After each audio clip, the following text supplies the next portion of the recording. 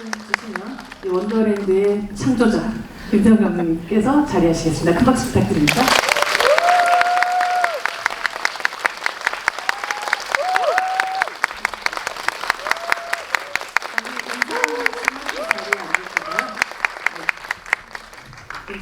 영화 보러 와주셔서 감사합니다. 모르겠습니다. 네, 고맙습니다. 네, 앉으시죠. 이제 개봉 2주차인데도 여전히 1등을 차지하고 있어요. 조금 느리고 뭐 관객 수에 뭐 만족스럽진 않으시겠지만 그래도 천천히 1등을 유지하며 계속적인 사랑을 받고 있는 그런 작품입니다. 올해 사실 되게 오랜만에 이제 개봉을 하고 지난 한 일주일을 보내시고 난 요 며칠의 소감은 좀 다르실 것 같아요. 어떠셨어요? 일단 오늘 여기를 오면서 관객분들이 없으면 어떡하지? 그런 생각하면서 왔어요. 제가 이렇게 보니까 제 친구 중에 영화 보러 갔다 그리고 이렇게 인증사진 찍었는데 나 혼자다 뭐 이런 인증사진도 있고 막 그러더라고요. 그래서 저희 하트를 보내주시는 분이 계십니다. 그래서 그래도 너무 많이 와주셔서 너무 감사드리고 지금 말씀하신 것처럼 뭐 모든 영화가 이제 코로나 시기에 우여곡절을 겪어서 이제 관객들을 만나는데 저희 영화도 그랬는데 그 긴 시간을 보내다가 요 며칠 이제 개봉을 하고 딱 하면서 이렇게 뭔가 이렇게 후 사라지는 느낌이 맞아 영화는 이런 거였지 맞아 막 그런 생각이 들더라고요. 생각보다 되게 모르겠어요. 하여튼 느낌이 많이 이상하더라고요. 또 그리고 한 10여 년 전에 비하면 너무 옛날같이 얘기하면 또 관객과의 만남의 시간들 그리고 뭐 무대 인사하고 이럴 때 분위기들도 굉장히 좀 달라진 느낌 같은 거 받으시지 않으세요? 네네, 제가 막 무대 인사를 그 만주 때는 못했었거든요. 그런데 이번에 그 배우분들하고 무대 인사 처음 해봤는데 와 엄청난 에너지들의 그 배우분들한테 주는 그 에너지들 옆에서 이렇게 보니까 네, 그 말씀대로 이제 영화의 관람 형태나 아니면 영화를 통해서 우리가 얻고자 하는 거나 이게 매번 달라지지만 기본적인 거는 어떻든 뭐 비슷한 에너지를 느끼는 것 같아요. 뭔가 다른데 그 양이 워낙 크다 보니까 너무 재밌었어요. 저는 무대 인사 다니는 게. 계속 무대 인사 이어가실 것 예정이죠? 네네. 오늘 이렇게 다른 배우들이 없어서 너무 죄송하네요. 아니에요. 너무 좋아요. 감독님 팬분들이시죠 거의? 네. 저 그렇게 예상했습니다. 이렇게 막 빨리 좌석이 쩍쩍쩍쩍 빠지는 걸 보면서 박보검 배우도 안 나오고 수지 배우도 안 나오고 김태형 감독님 이름 하나만 있는데도 이렇게 역시 이어진 이 의리의 팬들이 오늘 다 모여주셨겠구나라고 생각합니다. 그래서 어제 친구랑 얘기하면서 제가 너무 쓸데없는 얘기 계속 하는 아니 거예요. 괜찮아요. 네 하세요. 네 친구랑 얘기를 하다 보니까 TMI 요즘 좋아합니다. 좋아하나요? 네. 사실 백은하 기자님도 너무 오랜 친구예요. 되게 막 아주 옛날.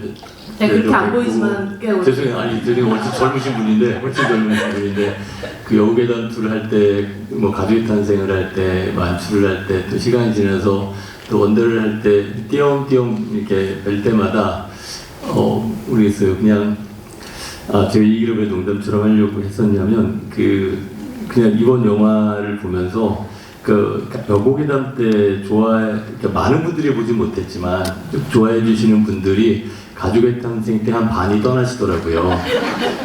그래서 내가 원했던 건 이런 게 아니었는데 왜 가족의 탄생이냐 뭐 이랬었어요. 그리고 가족의 탄생 좋아해 주셨던 분이 만추 때 또 반이 떠나시더라고요. 그래서 그리고 나서 그 중에 또 한 반 요번에 떠나시는 느낌을 제가 봤는데 새로 유인이 안 되고. 만추 때 유인 많이 되지 않았나요? 만추 때 여고괴담 때 나갔던 분들이 몇 분 들어오셨다는 얘기를 제가 들었거든요. 근데 조금씩 이제 이렇게 그런 상황입니다. 계속 이 자리를 지키고 있는 이 모든 친구들에게 감독님 감사의 말씀을. 여기 보러 오신 분들에게 진심으로 감사드립니다. 아닙니다. 감독님께 박수 부탁드립니다. 겸손하게 말씀을 하시지만 만추도 가족 탄생도 여고괴담도 한국 영화의 정말 이제 클래식으로 남아있게 된 그런 작품이고 이제 그 작품에 대한 사랑으로 새롭게 유입된 팬분들도 굉장히 많으실 것 같아요. 감독님 말씀하셨지만 그 감독님의 데뷔작이었었던 작품이 바로 여고괴담 두 번째 이야기라는 작품인데 이 작품의 영문 제목이 메멘토 모리였어요. 그러니까 죽음을 기억하라 라는 뜻인데 원더랜드는 반대로 죽음 자체를 잊으라고 말하는 그런 영화가 된 거예요. 이 무엇이 이 지금 한 20여 년 동안의 시간 동안 죽음에 대한 태도를 감독님이 바꾸게 만들었는지가 궁금하더라고요. 너무 좋은 질문이신데 제가 그 정확한 대답을 할 수 있을지 모르겠지만 그냥 제가 느꼈던 느낌을 말씀드리자면 아마 나이가 들고 제가 최근 10년이 이제 삶의 형태가 크게 바뀌어가지고 아마 그럴 수도 있을 것 같은데 그 전에는 그 메멘토 모리라고 말씀하신 그때만 해도 우리는 죽을 존재들이다. 내일이라도 떠나는 그렇게 어색한 일들은 아니다. 우리는 언제든 떠날 수 있는 사람들이다. 라는 거를 여기 등에 달고 살아야 한다는 게 그 어쨌든 그 수도원에서 만들어낸 그 메멘토 모리라는 말이잖아요. 그때는 젊어서 그랬는지 그래 우리는 언제든 떠날 사람이야. 어디 세계 언제든 떠날 준비를 하고 있어야 돼. 그래서 이 시간이 소중한 거야. 이런 느낌이었다면 지금은 만약에 지금 이 시간이 소중하게 느껴지는 것 중에 하나가 떠날 수 있기 때문이 아니라 나는 죽었다가 오늘 다시 태어난 거야. 그래서 왜 그런 생각하잖아요. 다시 태어나면 이렇게 살 거야 라고 할 때 그게 저한테 힘이 되더라고요. 그 이상하게 그때는 그 메멘토 모리가 힘이 됐는데 난 언제 떠날지 모르니까 지금 여기를 중요하게 생각해야 돼가 잘 이렇게 힘이 안 되고 내일 떠나면 안 되는데 이런 느낌이 더 강하게 왔고 떠났다가 다시 온 거야 너는 오늘. 그러면 내가 이렇게 허송세월을 할 수가 없다. 어떻게 다시 살고 싶어서 왔는데 라는 느낌으로 좀 죽음에 대한 태도가 바뀌더라고요. 그건 단순히 그때 여고괴담 때 그리고 원더랜드 때 갑작스러운 변화가 아니라 감독님 작품을 통해서 계속해서 죽고 사는 문제, 만나고 헤어지는 문제라는 이 테마에 대해서 계속적인 질문들을 품고 조금씩 태도를 변화시키고 조금씩 이야기를 바꿔나가고 주인공들이 생각하는 결론들이 좀 달라지기도 했었던 것 같아요. 중간에 보면 연극이자 그 악극이라고 해야 하나요? 그런 작품도 내놓기도 했었고 그런 어떤 과정들이 원더랜드하고 자연스럽게 접속됐던 그런 게 아닐까 싶기도 하거든요. 네, 말씀대로 그 중간중간에 공연들을 제가 자주 하는데 그 중에 했던 공연이 이제 꼭두라는 공연이 있었어요. 그래서 한국의 장례 문화 어떻게 떠나서 혼자 저승으로 갈 때 누가 그 길을 같이 동반해 줄 건가에 대한 이야기였거든요. 그리고 나서 생각해보면 계속 이어서 죽음으로 헤어지는 거에 대한 그 어렸을 때부터 제가 겁이 많았었던 것 같아요. 그래서 그냥 이불 뒤집어 쓰고 이렇게 어떡하지? 죽으면 어떡하지? 부모님은 어떻게 되고 나 어떻게 이런 이제 아이들 때 그런 생각 많이 하잖아요. 그러다가 이제 20대 때 어떤 경험들을 갖고 30대 때 어떤 경험들을 갖고 이러면서 이제 그런 멀리 있는 경험이 아니라 이제 주변에서 경험들을 조금씩 가지면서 아까 말씀드렸듯이 계속 이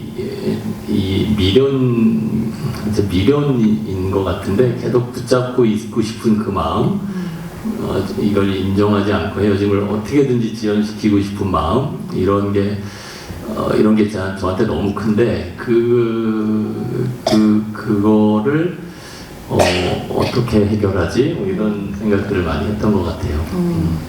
사실 이게 삶에 대한 미련이라는 건 혼자 있을 때도 갖게 되는 경우도 있지만 결국 남겨질 사람이 굉장히 분명해질 때 더더욱 커지는 감정인 것 같다는 생각이 들어요. 감독님 말씀하셨던 대로 지난 10여 년 동안에 또 뭔가 결혼도 하시고 또 아이도 낳게 되고 가족이 말하자면 새롭게 탄생하게 되는 그런 삶의 변화를 겪으면서 또 달라진 어떤 태도들을 더 갖게 되신 게 아닐까 싶기도 해요.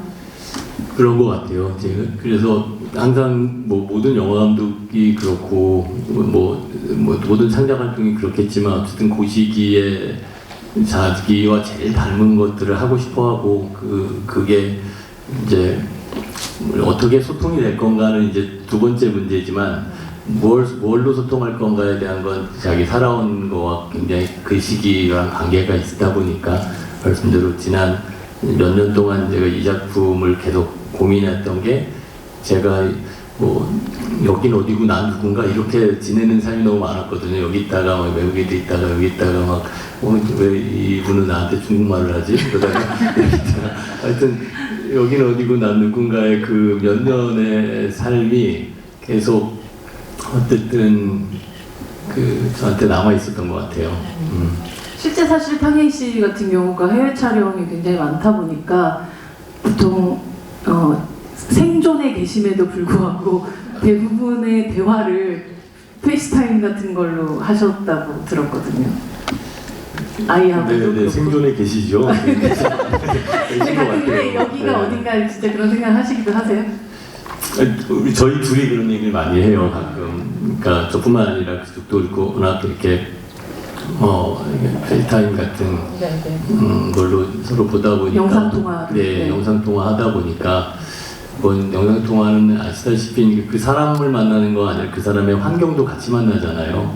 여기 뒤에는 뭐 물론 이게 가상 화면도 있긴 하지만 대부분은 그러니까 어떤 이 세계와 이 세계가 이렇게 툭 만났다가 푹 사라졌다가 푹 만났다가 푹 사라졌다가 이런 느낌들이 약간 그거의 연장으로 계속 이 가상 공간이라는 그거에 조금씩 더 관심을 갖게 된 것 같아요. 사실 저는 처음에 감독님 이 원더랜드를 보고 나가지고 이 원더랜드란 시스템의 구조가 어떻게 되어 있고 어떤 이 서비스는 어떤 방식으로 신청할 수 있고 뭐 이런 것들이 굉장히 좀 궁금해지더라고요. 왜냐하면 지난 몇 년 사이에 이 모든 것들이 그냥 정말 SF 속에 나오는 판타지가 아니고 정말 내일 모레라도 벌어질 것 같은 그런 일처럼 느껴졌기 때문인 것 같아요. 그래서 지금 해리와 현수가 운영하고 있는 요 유닛은 전체 몇 유닛 중에 하나 정도가 될까요? 이 회사의 규모는 어느 정도 되는 건가요? 그게 이제 저희끼리는 막 이렇게 두꺼운 원더랜드 회사 설명서가 있어요. 그래서 원더랜드 회사 설명서. 회사 설명서. 이건 어쨌든 이 상품을 팔기 위해서는 네. 이 상품에 대한 신뢰도가 있어야 되니까. 그래서 영화 속에서 이제 저희가 찍었지만 이렇게 슬쩍 안 나오는 것 중에 하나가 그 용식이라고 최우식 씨가 이제 병원에 상담하러 가잖아요. 네. 그래서 그 가족들이 앞에서 막 이렇게 아이패드 보거든요. 그래서 네. 보면서 엄마 아빠 같이 가면 좀 할인해 주나 봐요. 이러면서 뭔가 그런 이제 여러 가지 상품 약간 상조회사들 상품 맞아요. 핸드폰도 막 네. 3만 원에 뭐 얼마냐, 네, 뭐 네. 3개월 약정이냐 뭐 이런 것처럼 네. 엄청 게 있고 네. 그래서 그냥 그게 아이패드 있거든요. 그래서 저희가 그 초반에는 이 시스템 혹은 이 서비스를 신뢰해야 한다. 관객이 신뢰해야 한다. 그래서 이거는 바로 앞에 저희가 이제 세팅한 게 먼 미래가 아니라 지금이랑 굉장히 비슷하지만 마치 평행우주처럼 그 서비스만 들어온 것 같은 세계잖아요. 그러니까 그 서비스를 어떻게 신뢰하게 할 것이냐가 초반에 고민을 많이 했고 그 부분에 대해서 공을 많이 들였는데 시간이 이렇게 지나면서 그리고 이 서비스가 실제 있다 없다의 그 소재가 주는 즐거움, 그 소재가 주는 어쨌든 과학적 상상력 이거보다 왠지 그걸 활용하는 사람들의 움직이는 마음 이쪽으로 조금 더 가야 되겠다고 생각했던 것 같아요. 그래서 그 선택이 옳은 선택인지 아닌지 모르겠는데 시간이 흘러가면서 계속 그런 과정에서 그런 이제 것들이 빠졌는데 말씀하신 대로 저희가 그 회사 그 외관 같은 게 이렇게 살짝 나오기도 하고 거기가 아모레퍼시픽 맞아요. 건물이죠? 우리나라에서 바로 옆이네요. 우리나라에서 가장 아름다운 건물 중에 하나고 그래서 점점 어쨌든 뭐 인구가 줄기도 하지만 소수가 인공지능 기술을 가지고 일할 수 있는 작업 환경이 더 이제 되기 때문에 사무실 크기에 비해서 직원이 2명 있는 건 정말 맞아요. 네. 그러니까 그리고 잠깐 복도가 나오잖아요. 나오죠. 네. 예, 복도가 나오면서 갑자기 사무실들이 엄청 이제 주변에 많이 있어서 그 사무실 넘버가 68번인가? 그래서 어쨌든 뭐 D68, 뭐 C35 뭐 그래서 저희 안에서는 약간 수백 개의 그 룸들이 있는데 저 약간 그 영화 미싱실처럼 이 큰 공간에 이렇게 두 명이 너무 낭비다 싶을 정도로 약간 그 작업 환경이 너무 좋긴 한데 그런 식으로 어쨌든 저희 안에서는 200여 명 정도가 운영하고 있는 회사의 규모라고 생각했습니다. 네. 되게 인생 플래너들처럼 이렇게 그 보건 플래너 뭐 설계사 분들처럼 되게 인기 설계사 있고 뭐 그렇겠죠 거기도. 네, 그래서 뭐 내적으로는 이제 해리가 네, 네. 그 정유미 씨가 맡은 역할 자체가 이제 그 경험들을 스스로 하고 있기 때문에 네. 상대방에게 이제 제일 꼭대기에 주저할 때 이 서비스 할지 말지 주저할 때 제가 해봐서 하는데요. 이러면서 이제 조금 더 신뢰감 주는 플래너로 일을 할 수 있다고 생각했습니다. 네. 이게 조건들이 여러 뭐 영화 속에서도 나오는 조건들이 있고 뭐 사망 혹은 사망에 준하는 상태의 의식이 없는 상태에서 이 서비스를 시작을 하게 될 수, 그러니까 이 서비스의 시작점은 그렇다고 볼 수가 있는데 이건 그러면 죽기 전에 내가 신청을 할 수 있는 건지 아니면 누군가가 주변 사람이 죽었을 때 내가 대신해서 나의 신청을 할 수 있는 건지 이 두 개가 이제 복합적으로 되는 건지 혹은 내가 죽기 전이라도 혹여 불의의 사고로 죽을 수도 있기 때문에 뭔가 장기 기증 동의서 같은 식으로 미리 내가 이걸 작성할 수 있는 건지 뭐 이런 쓸데없는 궁금증들도 생기더라고요. 네, 근데 그 쓸데없는 궁금증이 저희도 많았거든요. 그래서 그거를 엄청 많이 이렇게 막 룰들을 만들어봤어요. 그런 룰들을 만들어놓고 근데 긍정적으로 보면 어쨌든 저희 얘기가 이제 인공지능이라는 어쨌든 과학기술의 소재를 가지고 가상 세계와 현실 세계가 구별이 없어진 세계에서 거기에 이제는 인공지능이 잘 아시다시피 그 기술이 얼마큼 갈 수 있느냐가 중요한 게 아니라 그 기술을 대하는 윤리적 태도, 뭐 법적 체계, 뭐 어쨌든 인문학적인 접근 이런 게 이제 저희 그 영화 처음 준비할 때만 해도 인공지능이 얼마큼 가냐가 좀 더 관심이 있었는데 이제 지금은 거기보다는 그건 막을 수 없는 어떤 네, 그건 이제 핸드폰이고 이제 핸드폰을 뭐 12세부터 애들 뭐 유튜브를 보게 할 건지 어떤지 이제는 이제 윤리적 제도적 문제로 돌아가기 때문에 저희 그 안에서도 이거를 죽은 사람이 내가 하겠다라고 하면 할 수 있는 거고 만약에 우리 어머니를 보고 싶은데 어머니는 법적으로 그거를 하지 않았는데 자기 데이터를 준다고 하지 않았는데 우리는 그 데이터를 마음대로 써서 만들 수 있는 것이냐라는 것도 있고 근데 그런 이제 조항들이 저희 안에서는 그래서 법적 후계인들은 할 수 있다라고 했었고 이제 뭐 이런 룰들이 있었는데 제가 이제 흥미롭게 본 이유는 저는 그냥 그런 지금 말씀하신 쓸데없는 그 궁금증이 저한테는 좋게 느껴지는 건 영화를 보고 약간 쓸데없는 생각들이 많이 났으면 좋겠다는 생각을 많이 했었거든요. 왜냐면 이 얘기 자체가 어쨌든 이렇게 그 서사를 이렇게 만들어가는 쌓아가는 방식이 아니라 이렇게 표면적으로 뿌려놓고 그 감정과 상황만 있는 그 관계들을 이렇게 조합해가면서 만들어가는 얘기이기 때문에 계속 엄청난 질문들이 이 안에 있는데 그게 그 중에서 이제 보신 분들이 재밌어하는 질문, 어떤 질문, 이런 윤리적 질문이 있을 수 있고 아니면 어쨌든 상품의 가치로서의 질문이 있을 수도 있고 뭐 여러 가지 질문들이 좀 많이 있었으면 좋겠다고 생각했습니다. 그래서 저도 막 보면서 수지 씨가 어떻게 그걸 여자친구인데 신청을 할 수 있나 그때는 생활동반자법 같은 것들이 다 통과되는 미래겠구나. 그래서 아주 희망적인 미래다라고 생각하면서 진짜로 그 고민을 했어요. 그 둘이 동거하는 거냐, 부부로 할 거냐, 여자친구를 할 거냐, 연인인데 같이 오래 살았다. 그럼 또 이혼을 해야 되니까 좀 복잡하니까 그렇죠. 네, 그래서 어쨌든 그 시기에는 같이 오래 산 파트너가 법적으로 어쨌든 존중받는 아름다운 시대가 아닐까 뭐 이런 생각했습니다. 네, 사실 만추에서 훈이 뭐 애나에게 당신이 원하는 사람이 되어주겠다고 말하는 그 장면이 떠오르긴 했었어요. 이 보면 태주에게 정인에게 태주가 이제 사실 이 원더랜드 속에 있는 태주는 정인이 원하는 사람이 되어주는 사람.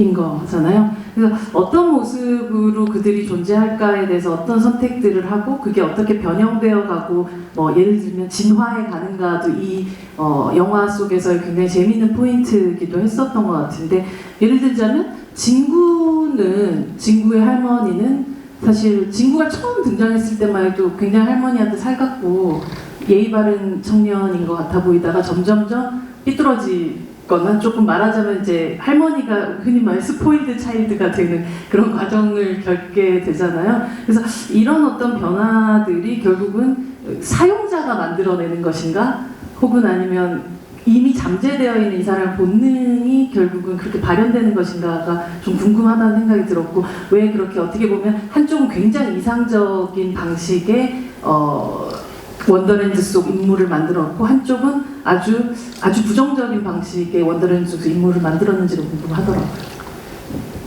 근데 이게 좀 재밌는 얘기일지는 모르겠는데 제가 일단 재밌게 좀 해보세요. 노력해 보겠습니다. 그러니까 여러 케이스들이 있잖아요 영화에. 그래서 이 여러 케이스들을 담는 게 이거를 이해하는 데 도움이 될까 안 될까에 대한 고민을 제일 많이 했어요. 그래서 이제 저기 지금 우리 이 영화를 제작한 박관우 대표님 그리고 시나리오를 같이 쓴 민예지 작가님 같이 와 있는데 박수 한번 부탁드립니다. 네. 민예지 작가님하고도 이걸 사람 너무 많다. 이게 줄여가지고 정인태주 얘기만 집중해서 가자, 바이든 얘기만 집중해서 가자, 뭐만 집중해서 가자 이런 얘기들을 많이 하게 됐었어요 시나리오 쓸 때. 근데 이제 그 다음에 이제 말씀하신 그 진구 할머니 그 아이는 어떻게 하다가 이렇게 삐뚤어진 건지 뭐 하나하나 이렇게 얘기들이 다 이렇게 비약이 많기 때문에 그 비약을 좋은 의미로 이제 채워가는 거고 나쁜 의미로 이해가 안 될 수도 있거든요. 되게 위험이 많은 방식이라고 생각했었어요. 그래서 저희가 그 고민을 많이 하면서 근데 모르겠어요. 그때는 그 파편들을 통해서 이걸 이해하는 데 도움이 된다고 생각했던 것 같아요. 그러니까 진구도 처음부터 이랬던 애인데 아직 본성을 찾아가는 과정인지 아닌지 아니면 잠깐 뭐 에러가 난 건지 아니면 할머니가 너무 사랑하니까 그렇게 된 건지 불분명하잖아요 영화 안에서는.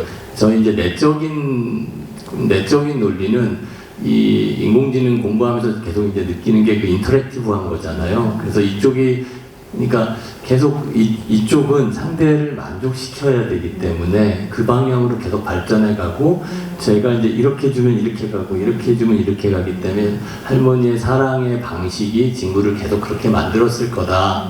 물론 그 진구는 전혀 그런 사람이 아닌 그렇게 갔는지 원래부터 그게 있었는지는 모르겠지만 어쨌든 이 서비스라고 하는 건 상호 관계를 통해서 상대방이 정의되기 때문에 그 사람이 원래 어떤 사람이다라는 게 중요하지 않을 수 있다라고 내적으로는 생각했거든요. 저는 보면서 진구가 사실은 죽기 전에는 굉장히 많이 참고 자기가 원하는 것을 할머니한테 별로 얘기하지 않았던 친구일 수도 있었겠다라는 생각은 하긴 했었어요. 그래서 아마 원래 이 친구의 꿈은 영국 같은 데 가서 연극 공부를 하고 배우가 되고 뭐 이런 꿈을 꿨는데 가정 환경이 별로 좋지 않기 때문에 그걸 누르고 안 하고 살고 있었다가 할머니도 그걸 못 해준 한이 있으니까 그걸 마구 해주다 보니까 아마도 그렇게 철없는 아이가 되지 않았을까 뭐 이런 생각도 들기도 했었던 것 같아요. 여러분들도 각자 아마 그 모든 캐릭터들이 가진 전사들이나 혹은 그들의 선택들의 이유들을 조금 개별적으로 그냥 상상하실 수 있는 부분이 있어서 이 영화가 가진 또 아름다움이 있지 않나 라는 생각을 하게 됐던 것 같아요. 정유미 씨가 연기하는 해리라는 캐릭터는 그런 얘기를 하잖아요. 진짜라고 믿었던 게 가짜가 되는 건 정말 한순간이라는 얘기를 하는데 이 진짜인지 가짜인지를 가지고 계속해서 무언가 소비자 혹은 아니면 어떤 클라이언트들에게 이걸 진짜로 믿게끔 만드는 일들을 계속 해나간다는 부분에 있어서 이 영화 속의 원더랜드의 시스템은 굉장히 영화 만들기의 속성과 닮아있다는 생각을 하면서 보게 됐었던 것 같아요.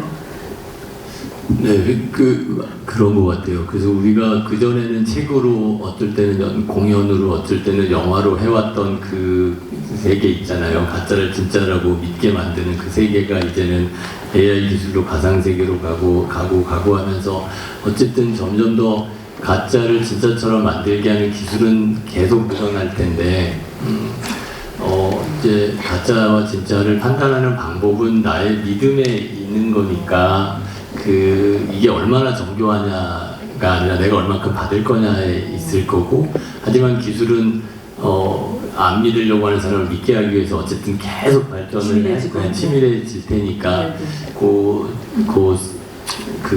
싸움이라 그래야 되나요? 그런 걸 많이 고민했는데 모르겠어요. 제가 이 영화를 하면서 많이 고민한 거를 나누는 게 많이 재밌어 하실지는 모르겠어요. 재밌으신가요?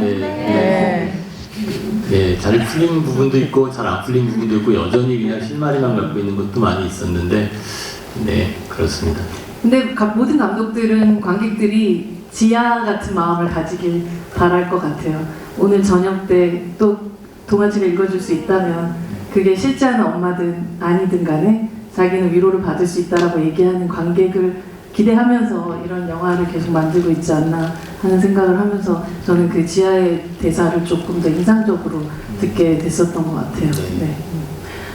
진짜 최무성 배우가 연기를 하는 이 분이 이게 현재 부인이 87년도 미스 코리아 장윤정 씨인데 그의 전 애인인 걸로 추정되는 분이 바로 88년도 미스 코리아 김성령 씨더라고요. 끝까지 생각을 하셨어요? 혹시? 아니 그렇게 염두에 두고 캐스팅하지 않은데 그걸 세팅하고 보니까 이 두 분은 어떻게 최무성 씨는 어떤 매력을 가지고 그래서 실제로 최우식 씨가 아니 이분은 어떻게 하다가 이렇게 된 거죠? 막 이러면서 연년 미스코리아 진이잖아요. 그러니까요.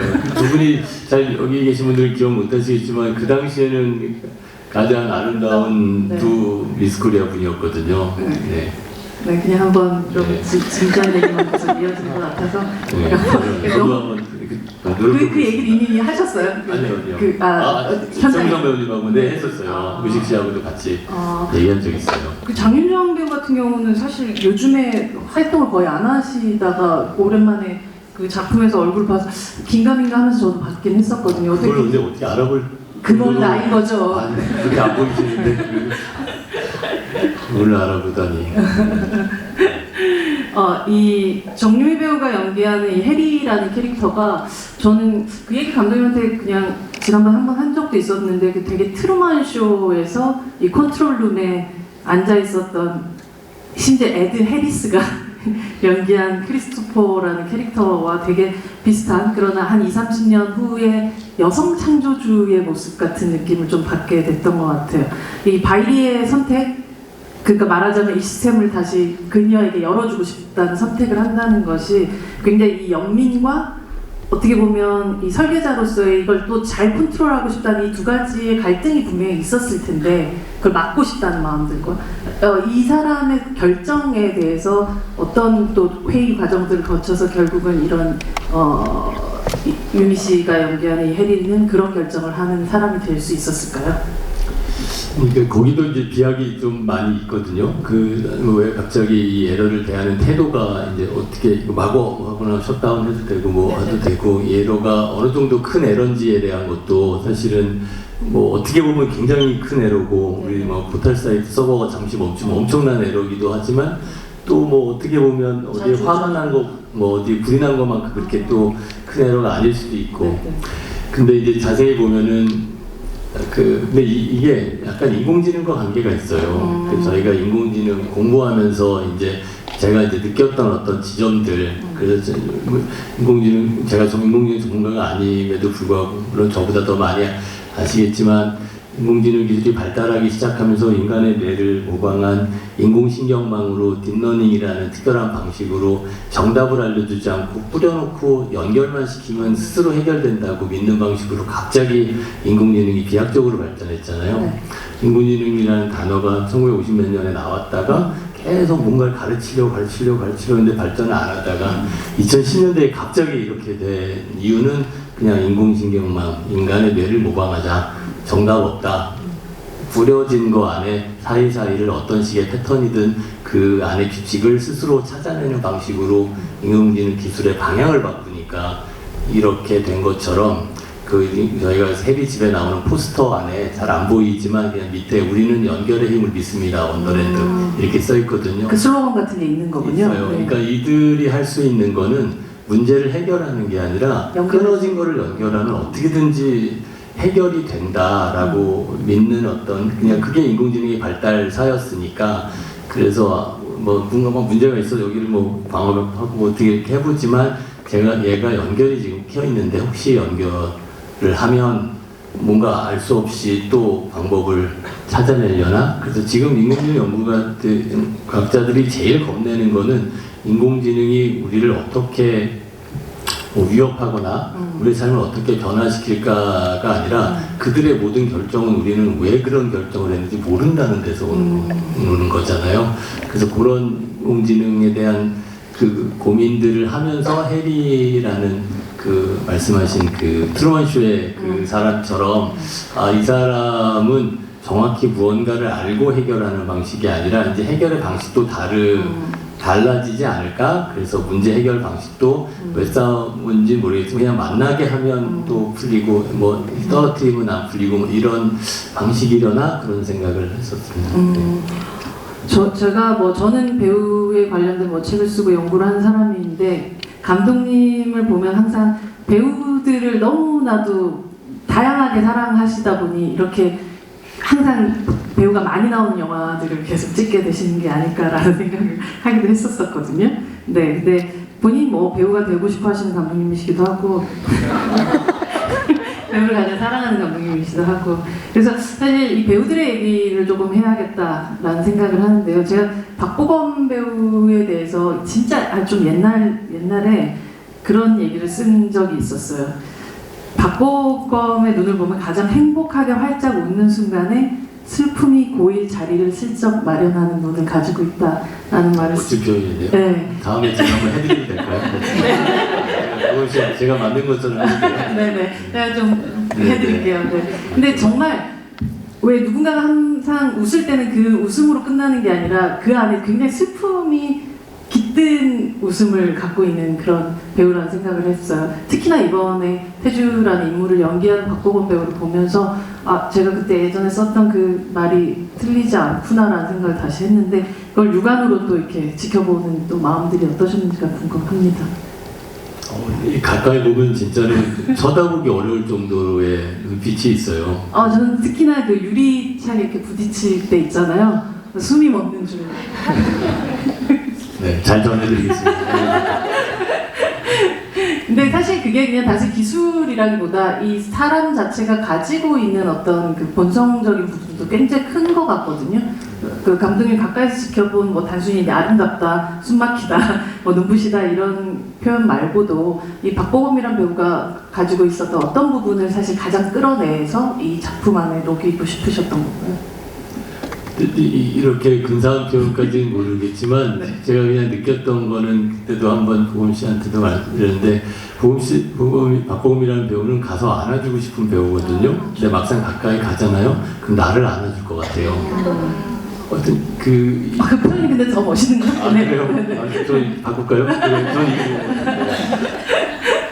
그러니까 잘 아시듯이 물론 네. 연구소장님이 훨씬 잘 아시지만 그러니까 배우를 능가하는 캐릭터가 없고 배우의 삶의 방식을 능가하는 연기는 없는 것 같아요. 어느 순간에 그분들이 쌓아온 뭐 생각이든 습관이든 뭐가 어쨌든 그 캐릭터를 통해서 나올 텐데 신비로운 게 있어요. 박보검 배우는 저는 그 생활을 정확히 알지는 못하지만 그 신비로움이 어디서 나올까 계속 탐구하고 싶은 배우. 그가 가지고 있는 그 모든 걸 보듬고 보면서 혼자 남아 있을 것 같은 그 이상한 느낌, 그 신비로움이 어디서 올까 이런 좋은 배우죠. 사실 정인 역의 수지 배우 같은 경우도 이 작품과 또 그다음에 이제 안나라는 작품이 물론 이제 더 빨리 공개되기도 했지만 이 시기들을 거치면서 이 배우에게서 우리가 흔히 말하는 뭐 응달이 있는 얼굴을 저는 보게 됐었던 것 같아요. 그 표현이 좋네요.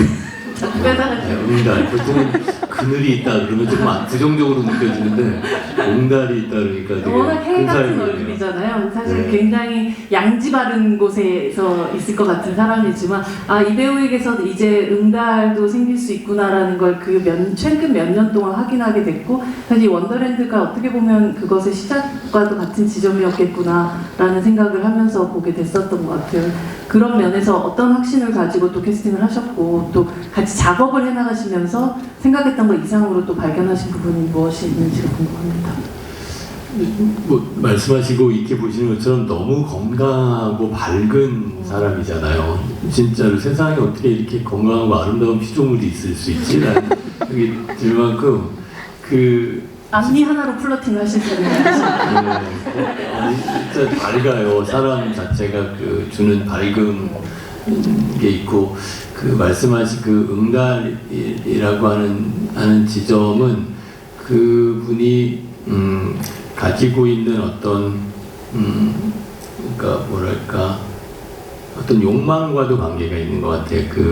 어떤 아티스트로서의 욕망, 뭐 배우로서의 욕망 이런 것들이 그걸 또 만드는 것 같아요. 그러다 보니까 그냥 이제 연기를 하다 보면 계속 이 햇빛 아래에서만 할 수 있는 건 아니니까 응달과 햇빛 아래 그 일교차가 주는 어떤 힘이 필요한데 그 일교차가 생각보다 크고 그리고 제가 보기엔 훨씬 더 커질 것 같은 느낌의 배우 앞으로 그 일교차가 그래서 저희 영화에서도 물론 잘했지만 앞으로 더 커질 것 같은 느낌을 많이 받습니다.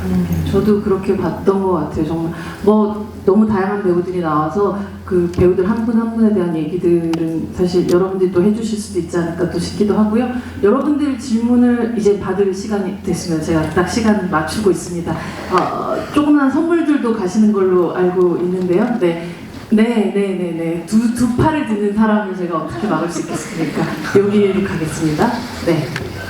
아이고, 여기 가운데. 네. 여기 회색. 네. 감사합니다. 저 보면서 저는 성준과 바이리의 관계가 너무 궁금했거든요. 처음에는 성준이라는 인물이 저는 직원인 줄 알았어요. 중간쯤에 이제 직원처럼 복지가 진짜 잘 된 회사네요. 직원인 줄 알아서 이제 뭔가 문제가 있을까봐 들어가서 이제 저런 기능도 있나라고 생각을 하고 갔다가 끝에 갈 때쯤에 이제 이게 꿈이다라는 그런 걸 하면서 노래가 됐을 때 이것도 그러면은 AI인가 하면서 봤거든요. 근데 마지막에 바이리가 본인 죽었다는 걸 인식을 하고 얘기를 하고 돌아왔을 때 성준이 얼마나 머물 거냐. 근데 당신과 같다라고 말을 했잖아요. 그래서 그러면 이 둘의 뭔가가 있지 않았을까라는 생각이 있었거든요. 그래서 그 관계가 너무 궁금해서 한 가지가 더 궁금한 게 있는데요. 그 마지막에 태주가 떨어질 때 정인아 나 이제 집에 갈게 하고 떨어졌는데 그 전에 정인이가 부탁이 있어요라고 하면서 전화를 끊었잖아요. 그게 정인의 부탁이었는지 아니면 태주가 의식을 갖고 이제 자기가 이렇게 뭔가를 선택한 건지 궁금합니다. 아니라면 또 혹은 정인의 부탁은 무엇이었는지까지 한번 물어볼게요. 네. 그러니까 그냥 저희가 찍을 때는 결과가 어떤 상상을 더 하게 할지는 또 잘 모르겠지만 저희가 찍을 때 그냥 안에 내적인 로직만 말씀드리면 정의는 그러니까 헤어짐의 방식이 뭐 친구처럼 마지막 인사를 해줄 수도 있고 아니면 그냥 갑자기 끊길 수도 있고 그런데 정인의 마지막은 이제 집으로 돌아오게 하는 걸로 이렇게 그 친구 집에 돌아온 거라고 믿게 해주세요.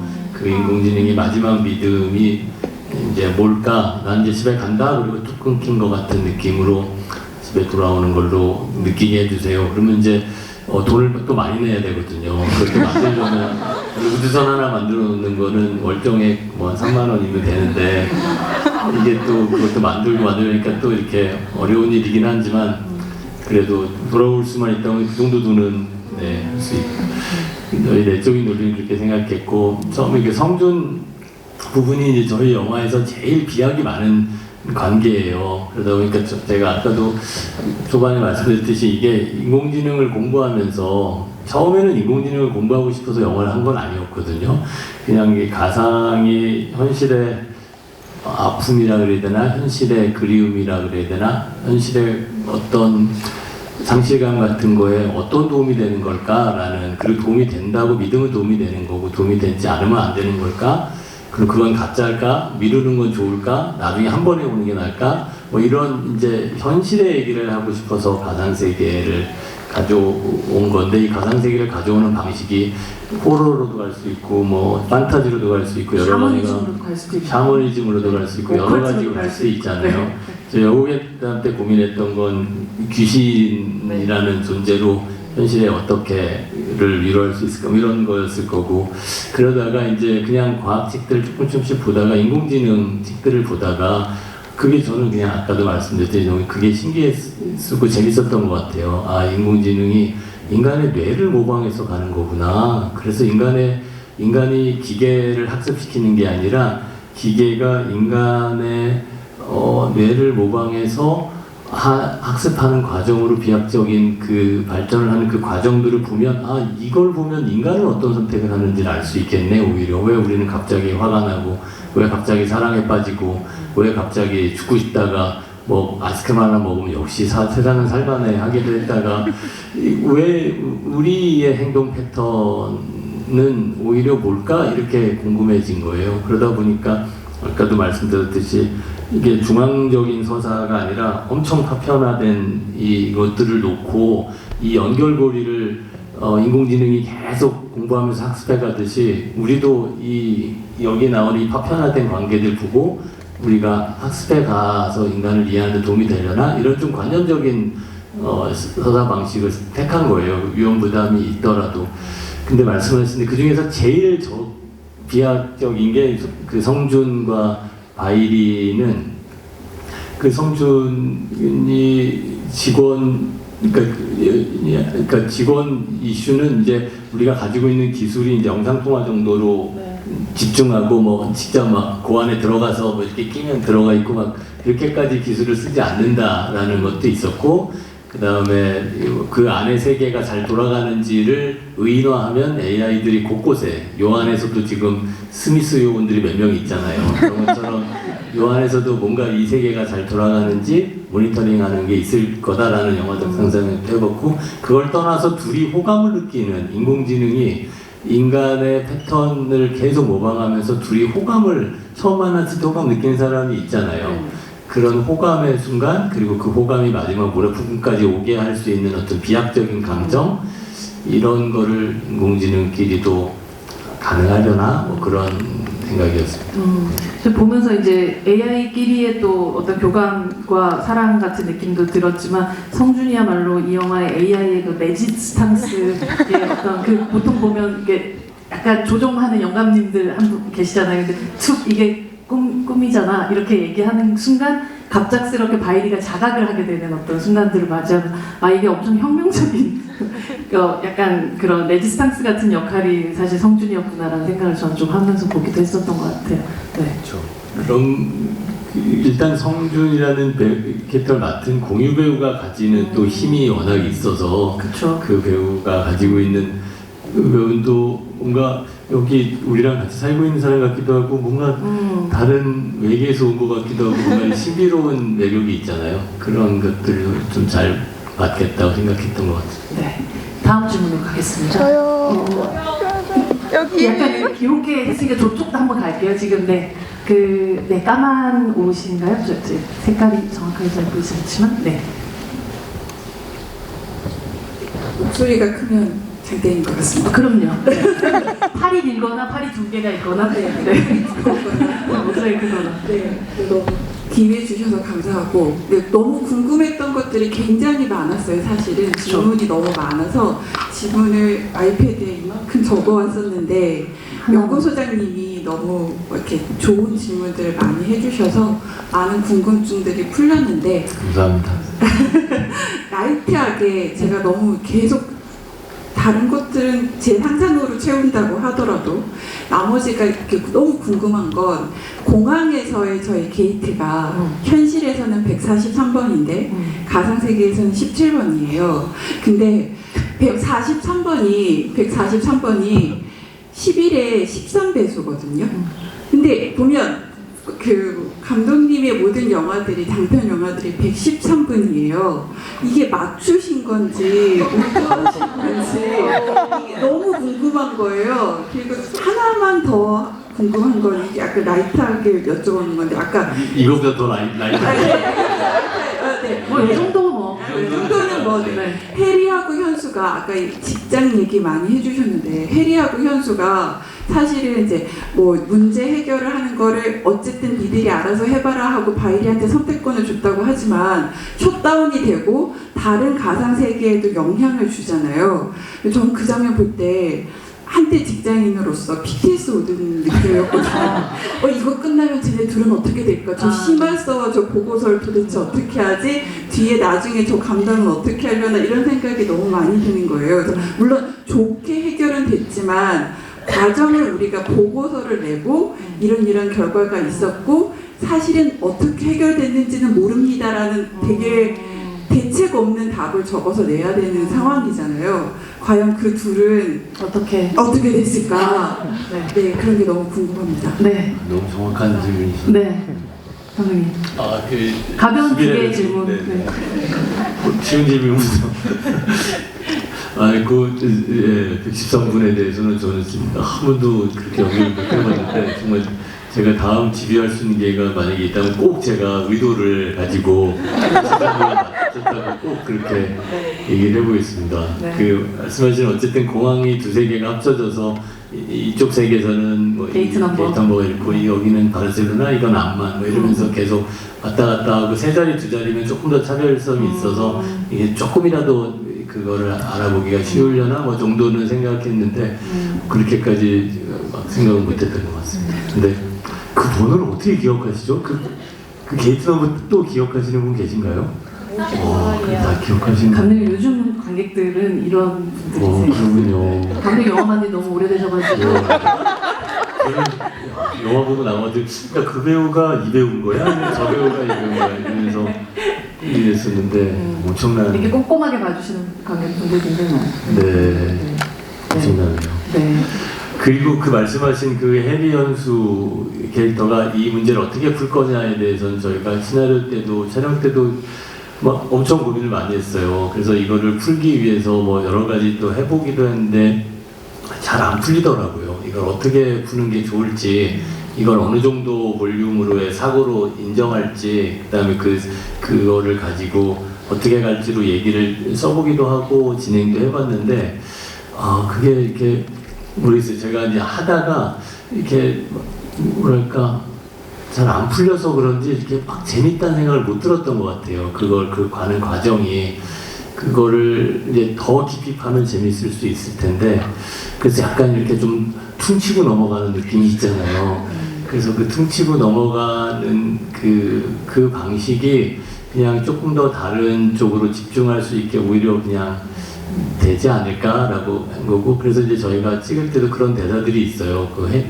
현수 배우가 이러다 잘리는 거지 뭐 이러면서 뭐 하기도 하고 다양하게 해봤는데 어쨌든 이 회사가 이걸 어떻게 대하느냐가 를 조금 두고 그 안에서 벌어진 일들과 이쪽 세계의 관계는 서로 모르는 일일 거다라는 거에만 집중을 하자고 생각했던 것 같아요. 이들이 어떤 노력을 해서 그 문제를 해결했다가 아니라 문제가 해결되는 방식에 있어서 우리는 연결을 시켜준 건데 어떻게 해결됐지? 왜 그런 거지?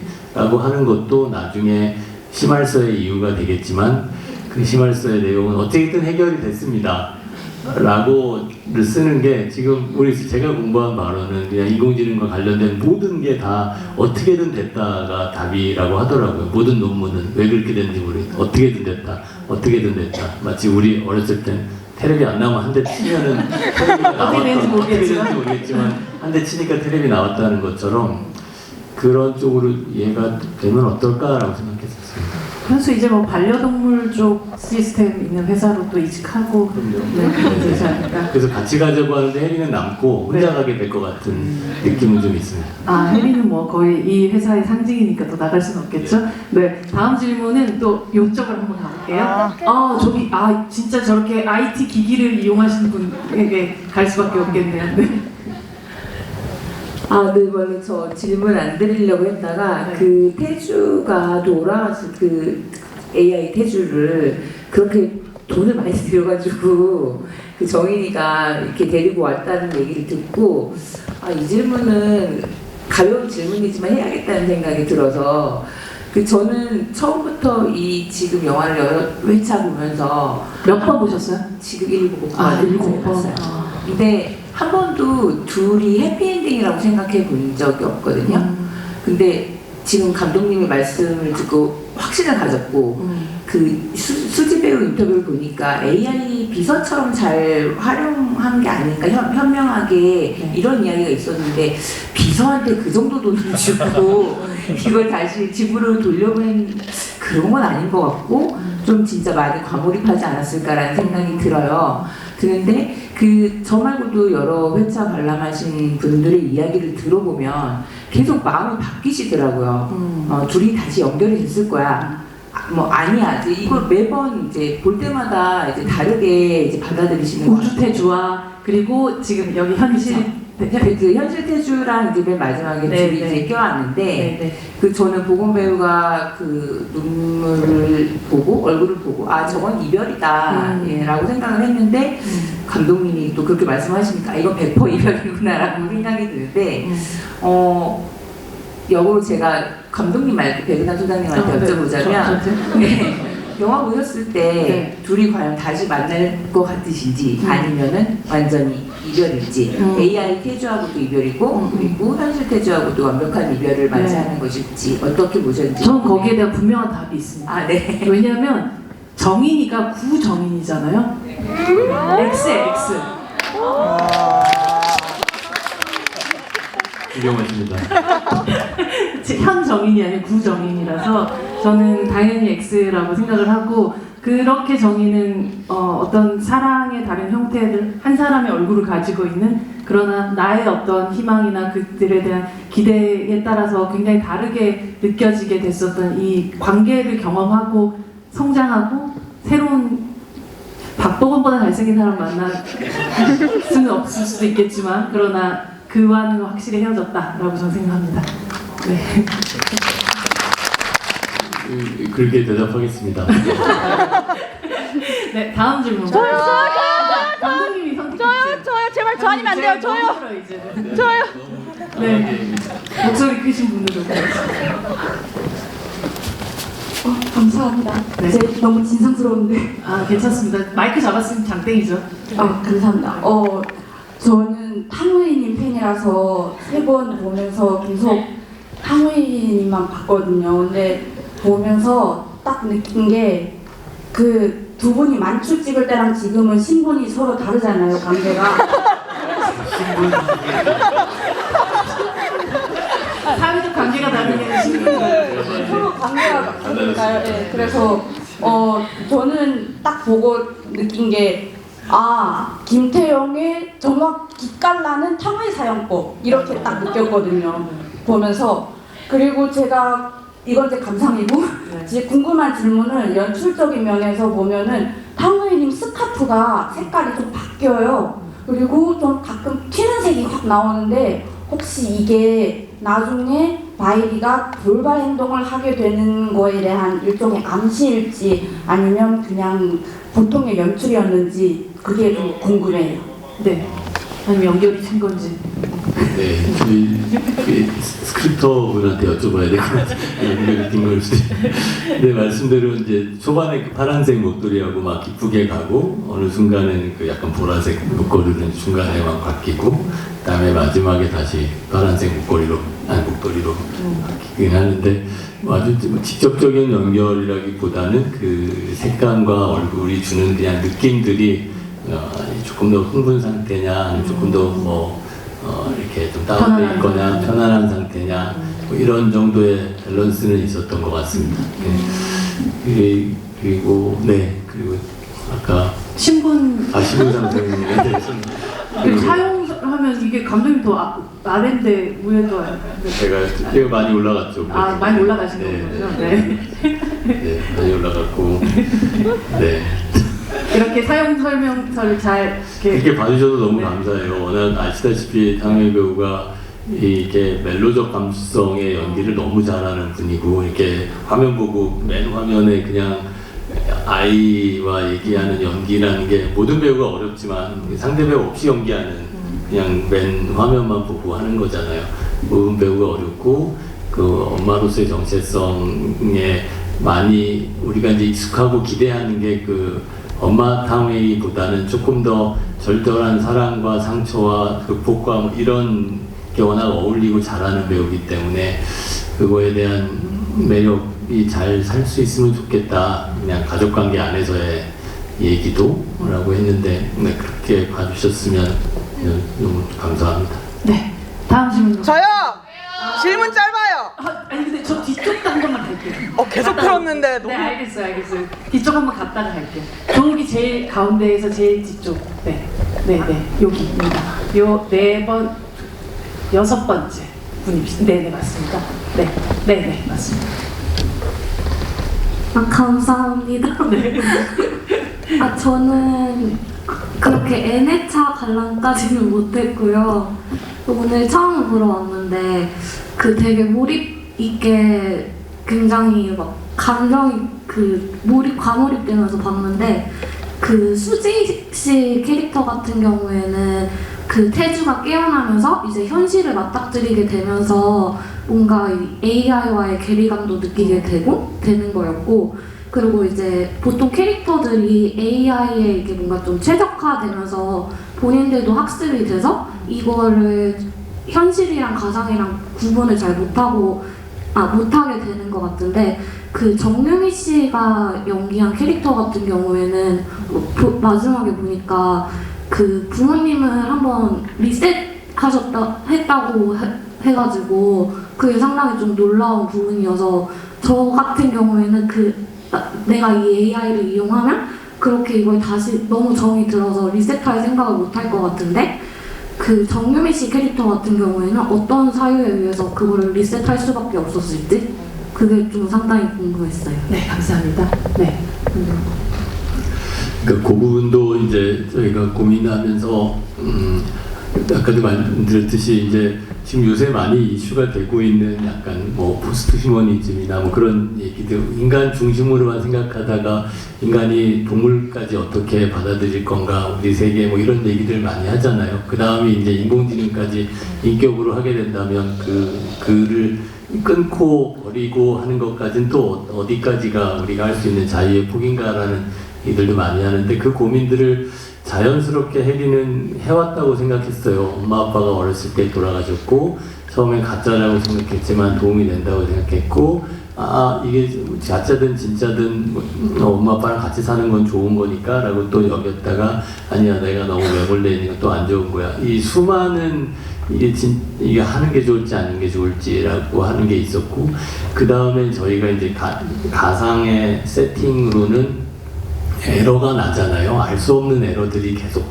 생기잖아요. 인공지능도 계속 생물도 돌연변이로 진화하듯이 인공지능도 계속 에러가 나고 또 바뀌고, 에러가 나고 바뀌는 과정들이 몇 번이 일상에 있다고 하더라고요. 그래서 알 수 없는 그 에러들의 경험이 한 번 있을 거고, 그때 딱 이게 실제 살아있는 사람이 아니었지, 내가 왜 기계와 이런 식으로 감정적 교류를 하면서 의지했지? 라고 여겼던 순간이 한 번 있을 거다 라고. 근데 그 뒤에 다시 그를 내 부모라고 여기는 데까지 생각보다 시간이 다시 오래 걸리더라. 그래서 이제 그런 쉽게 버리고 쉽게 쓸 수 있는 건 아니다. 이게 생각보다 이 관계는 물리적인 관계가 아니라 정서적인 나한테 남아있는 관계이기 때문에, 그래서 혜리가 그런 과거의 역사를 가지고 있다고 내적으로는 이제 세팅을 하고 작업은 했었는데, 아까도 말씀드렸듯이 저희 영화가 비약이 많다 보니까 그런 하나하나가 이제 흥미롭게 올 수도 있고 조금 이렇게 너무 비약적으로 흘러가서 설명이 안 돼서 잘 오지 않을 수도 있고 그럴 것 같긴 합니다. 네.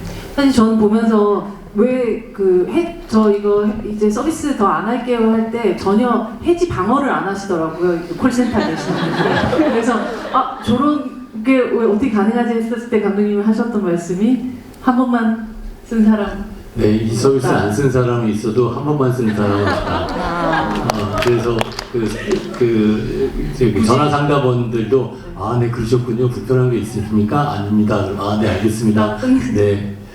거기서 이게 설득의 심리학에서 거기서 있으셔야 됩니다. 어떻게 해야 됩니다. 뭐 하는 순간 점점 네 알겠습니다. 끊으면 아쉬워요. 다시 반드시 전화 옵니다.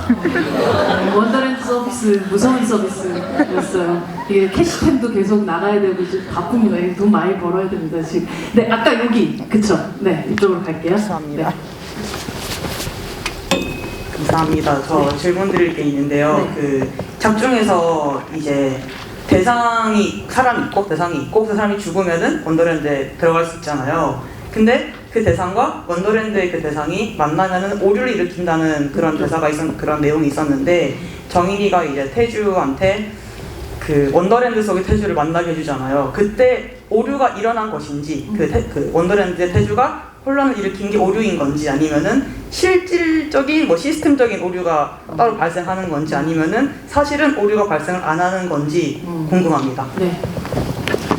그 지점도 좋은 질문이신데 좋은 답이 있을지는 모르겠습니다. 우리 보통 데자뷰래 실제 도플갱어 만나면 네. 죽는다고 막 그런 얘기 있잖아요. 맞아요. 그래서 어쨌든 인공지능은 어쨌든 이게 뭔가 보이는 거의 감각을 통해서 계속 연산을 하고 내가 어떤 상황이고 어떻게 해야 되는지 이 사람이 왜 누구 나지 뭐 이런 걸 하면서 이제 오류가 발생되는 기계적인 오류인데 저희가 흥미롭게 그냥 저희 안에서 오히려 아이러니하게 재밌다고 생각했던 거는 영화가 잘 표현했을지는 모르겠지만 현실 태주가 오히려 그 비행기 안에서 약간 패닉에 가까운 패닉까지는 아니지만 어떤 이 정서적 이건 아니다 이건 뭐다 라고 하는 그런 걸 그쪽에 많이 오히려 둬서 비행기를 못하겠다 뛰어나오는 걸로 조금 더 오류가 있다면 그러니까 인간 태주의 오류가 난 거예요? 그렇죠. 우주 태주 오류가 있었을 수도 있죠. 그걸 통해서 아까 어떤 분이 질문해 주신 것처럼 어쨌든 그가 집으로 오겠다는 각성을 스스로 한 거냐라고 하는 것까지도 생각해 볼 수 있겠지만 거긴 이제 영화적으로는 배제돼 있고 저희가 오히려 집중했던 건 현실 태주가 심리적인 어떤 변화를 가지고 도로 나왔다라고 하는 거에 조금 더 집중했던 것 같습니다. 우주 태주가 집으로 오면 무시무시한 상태가 나타나는 건데요. 네. 자, 마지막 질문입니다. 네, 감독님 네. 마지막 질문자는. 저요. 이 굵직한 목소리가 어떤 이걸 어떻게 거부할 수 없는 목소리가 오는데요. 네. 집에 한 번 더 해야겠네요. 죽음을 다시 생각하게 하는 영화라고 생각을 하는데요. 영화에서 어떻게 죽었는지 어떻게 죽었는지 나오지 않는데 왜 그렇게 설정하셨는지 이유가 있는지 궁금합니다. 특정한 캐릭터의 죽음이 궁금하신 부분이 있나요? 태주가 어떻게 사고가 났는지? 네, 사고가 났는지. 네네, 그것도 저희 그냥 내적으로는 태주는 사고고 바이리는 아프다 정도로 이제 설정을 했고 어떻게 죽었는지 모르겠습니다. 저희 그냥 한정된 시간 안에 어떤 파편들을 놓고 연결할 건가를 고민하다 보니까 그 어떻게 죽었는지 죽었을 당시에 얼만큼 아팠는지 그리고 그 상처를 얼만큼 남겼는지에 대해서는 좀 약간 일부러 배제했던 것 같아요. 그러니까 오히려 이게 연결이 잘 안 되지만 예를 들어 바이리의 딸이 크게 되면 이제 해리같이 될 거고 어쨌든 부모와 같이 살아가는 시간이 길어질 테니까 그 딸이 부모를 죽었다는 걸 모르다가 이거 근데 약간 스포일러 보신 분들 그렇게까지 한 해 동안 안 들었어요. 목소리 톤이 확 바뀐 거 들으셨어요?